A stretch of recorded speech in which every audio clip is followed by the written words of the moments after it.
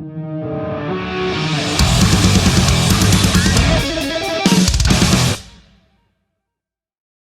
are we? Able to make you happy, but I'm sorry to keep you waiting. That's all right. It's worth the wait. Well, it remains to be seen, I think. But yeah, it's been I'm bad when it comes to organizing and setting up schedules and stuff, sort of like that. We started talking about pissing territories and stuff like that with the previous fellow, which was interesting, but it's yeah. We'll get there sooner or later. Well, here we are anyway. We made it. Mr. VV himself. How are we? Welcome to the Everblack Podcast. My name's Luke. So doing well today. Great to see you and hear you, Luke. And isn't it Australia Day tomorrow? It is. It's the day off. So are you going out tonight?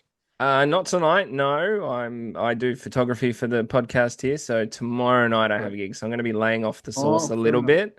So it should be as good. You know, there's no way. Yeah, as you know, there's no way of going out without the sauce. No, definitely not.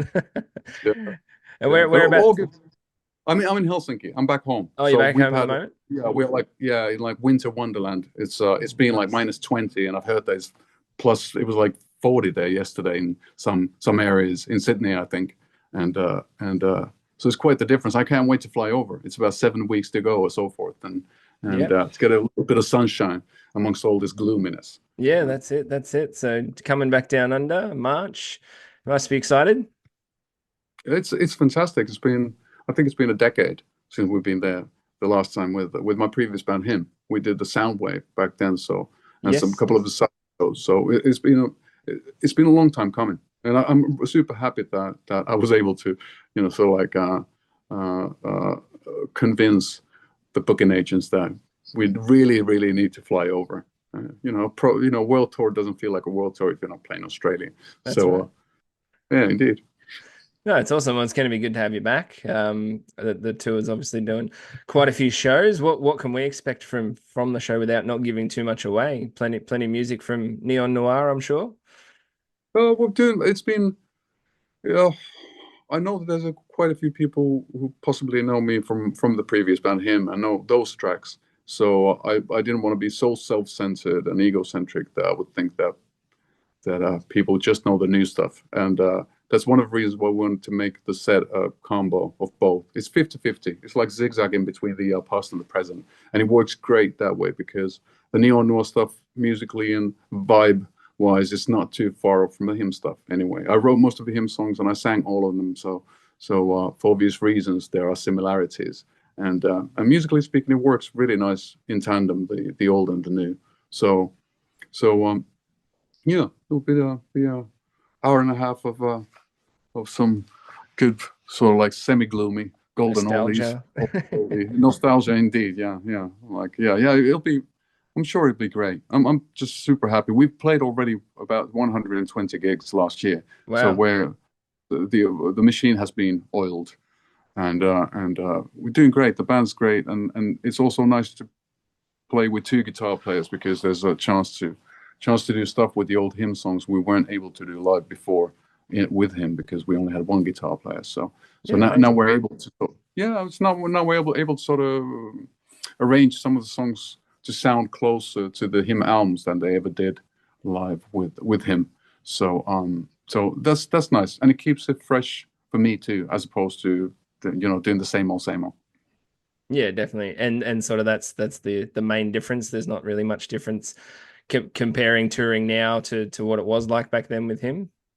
Well, I think the biggest difference for me is the fact that I enjoy it. Back in the day with Him, it took me a long time to start to enjoy bits and bobs of it. I always felt that playing a gig is a bit of a compromise. A lot of times I have tinnitus and my hearing is fine, but my ears are ringing and my eardrums start distorting quite easily. So always the loud noises, the in-ears or the monitor wedges and the fact that you're traveling all the time and you're not sleeping proper. I always felt that I can't give it my best. But I think the best solution was to, give up the solutions and stop drinking and smoking cigarettes, and all of this sort of stuff is way easier. Yeah, right. So you're off all that at the moment? Yeah, I've been for many a year. I was a bit of a sort of like Jim Morrison wannabe when I was younger. So I've seen the more debauched side of rock and roll quite a bit. And I used to smoke like 4 packs of Marlboro Lights a day. So I've smoked enough for a couple of lifetimes at least. So and being asthmatic, it doesn't help either. So no, not really. So yeah, I'm enjoying touring, and it's been great after the pandemic to see people sort of like reinvigorated and getting back into the groove, and both musicians and the audiences. It's been amazing to witness. Yeah, exactly. It's good to have everything back in full force. And I mean, at the moment, Australia is just getting pumped with everyone. It's really, really good. And we can't have you here. I'm excited to see the Brisbane shows. I'll definitely be there. Hopefully up front shooting that one, so that'll be good. Sounds Yeah, it's gonna be awesome. Your first solo album, obviously Neon Noir. It's been out for about a year now. yeah. I think it came out on January 13th. It was a Friday, and that's how I remember it. And so it's been a bit over a year already. Yeah, awesome. It's trending really well, obviously. I think it's a great album. I've been listening to it for a while now, and it's just it seems like it was such a fun album to make. Like I get the vibe listening to it. You had a good time doing it. Like I just got that listening to it. Can you elaborate a bit? Like, yeah. Well, it was an odd album to make, since I ended up playing all the instruments and everything by myself because I was locked away in my own home during the pandemic, and so I played and recorded the whole thing. I was going completely bonkers, and I think maybe that's what you can hear from it. It sounds quite free, and it's sort of like unrestricted, and that was the fun part. And that's maybe that it is a bit of a roller coaster ride. The album it's quite dynamic. There are lighter songs and darker songs and slow ones, a bit more Sabbathy ones, and a bit more and songs that sound like The Cure a bit more, and everything in between. So in that sense, it was a fun album to make. But I wouldn't call the pandemic a fun time to make an album. No, definitely not. it was quite stressful, but that the album was the thing that kept me going and gave me a reason to wake up each and every morning, and I'm happy for that. And then it's great that I was able to actually get the whole thing finished. You know, it took quite a while, but here we are, and the music still seems to resonate with some people, and that's all you can hope for. That's quite special, you know, to be able to write a song, you know, strum a guitar in your underwear here back home, you know, when it's -20 and snowing outside, and for whatever reason, a couple of years afterwards, you know, the full production will somehow tickle someone's fancy over yonder in Australia, for example. It's quite a special thing how music travels. Yeah. And what it can mean to different people. I know it because I'm a fan of music, and yeah. No, it's been well received over here, that's for sure. I mean, you're an extremely talented musician, songwriter. So, I mean, did you draw certain inspirations to write the album, or?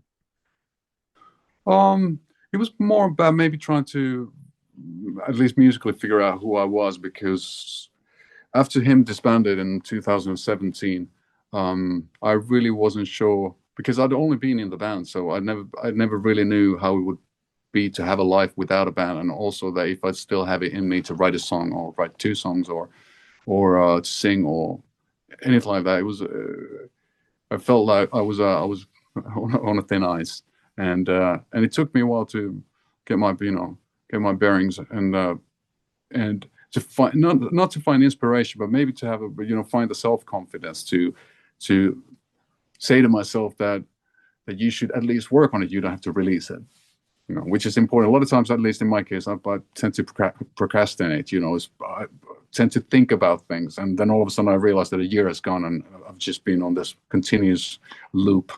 And I found out that's the biggest thing I learned is that whenever you don't have any ideas, pick up a guitar, because that usually leads you, doing leads you to at least in creative arts, it leads you somewhere always, even if it doesn't work. It's the same as not all songs you write can be good, so it's very important to write the shit ones, the bad ones. Sorry, pardon my French. it's very important because you have to, those need to be gotten out of the way to be able to create the good ones. And so in that sense, creative work, whatever the end result might be, is always a positive. It's always a good thing to do, as opposed to just thinking about it or skipping it altogether. So I was trying to maybe I was trying to find myself, if I still have anything to say, musically speaking, and if I feel confident and if I feel excited about the music. So it took a while for me to sort of like get it all together, and but it was more simple than I thought it would be, and that's usually always the answer. Like, pick up the guitar and go. Yeah, exactly. And I mean, that's the joy of music, the power of music. It's just and getting it out there and expressing exactly how you feel. It's just the best way to do it. And hopefully we get some more albums in the future from you there as well. Fingers crossed. Fingers crossed. I just wanted to. I watched an interview some time ago. I heard you say a comment. It was that you say that happy music makes you sad and sad music makes you happy.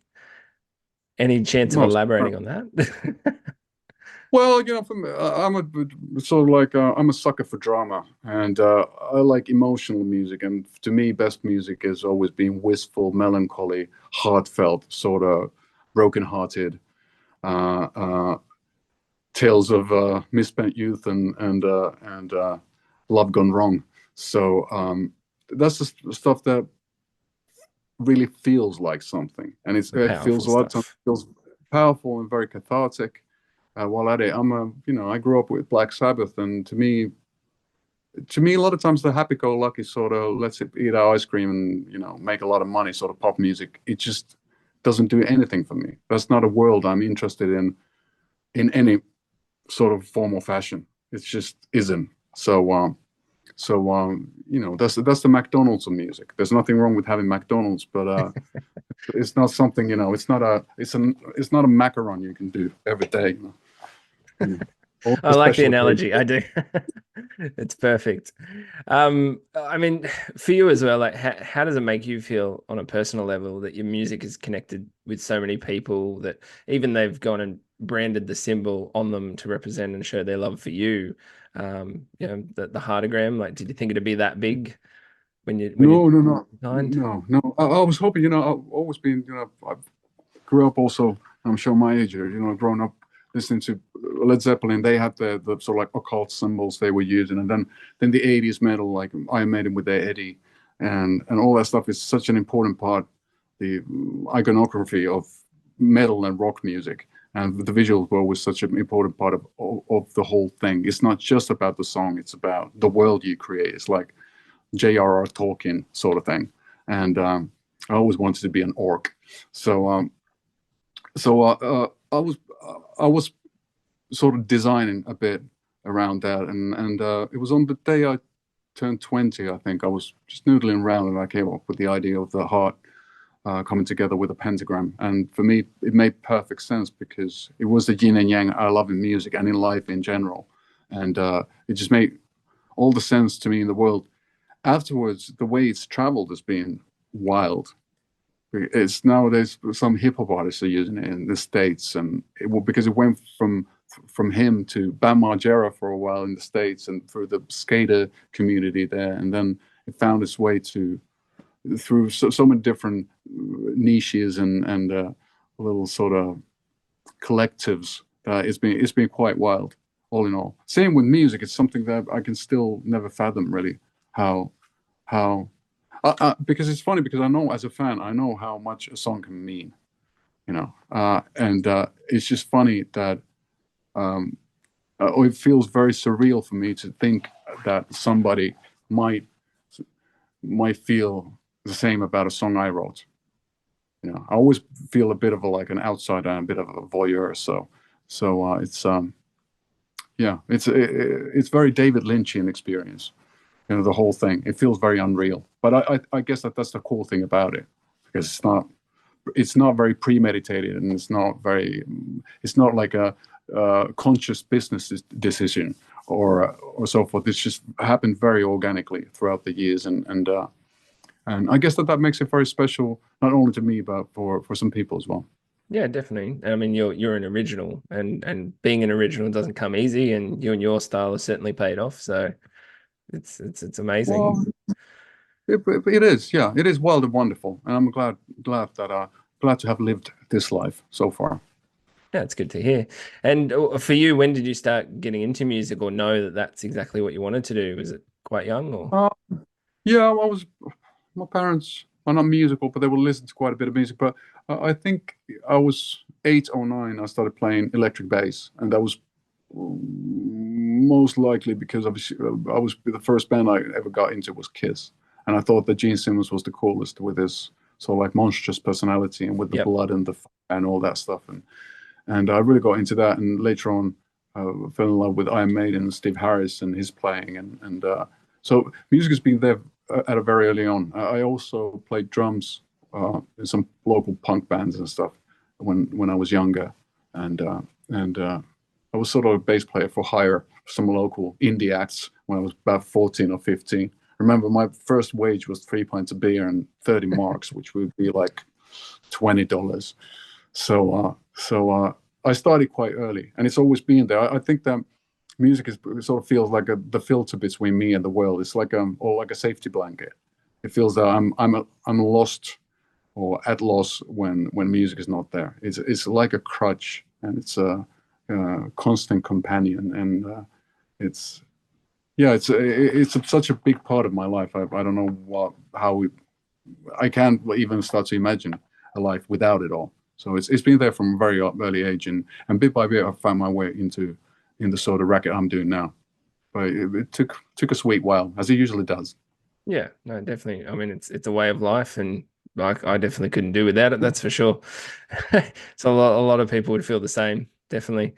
I tend to ask everybody this question. It's always a fun one for me, but I have a rough idea where it's going to go. But if you could collab with anyone to write a song, alive or not, who would you pick? You mean especially to write, Or not to perform? perform a song? Or let's go. Yeah, write and perform a song. So if you were to bring a Hmm. song out with anyone you could pick.